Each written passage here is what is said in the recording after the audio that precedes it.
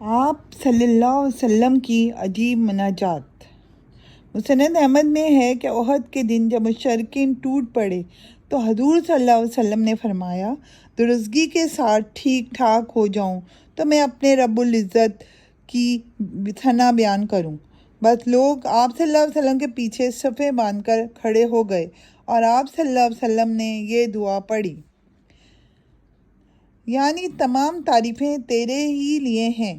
تو جسے کشادگی دے اسے کوئی تنگ نہیں کر سکتا، تو جسے گمراہ کرے اسے کوئی ہدایت نہیں دے سکتا، اور جسے تو ہدایت دے اسے کوئی گمراہ نہیں کر سکتا۔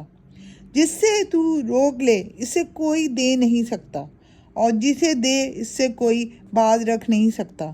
جسے تو دور کر دے اسے قریب کرنے والا کوئی نہیں، اور جسے تو قریب کر لے اسے دور کرنے والا کوئی نہیں۔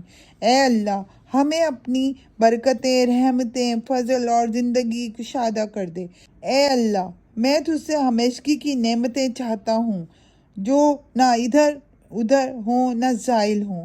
خدایا، فقیری اور احتیاج والے دن مجھے اپنی نعمتیں عطا فرما، اور خوف والے دن مجھے امن عطا فرما۔ پروردگار، جو تو نے مجھے دے رکھا ہے اور جو نہیں دیا، ان سب کی برائی سے میں تیری پناہ مانگتا ہوں۔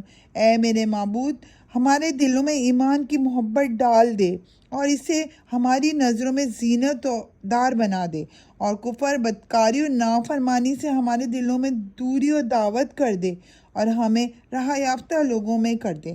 اے رب، ہمیں اسلام کی حالت میں فوت کر اور اسلام پر ہی زندہ رکھ، اور نیک کار لوگوں سے ملا دے۔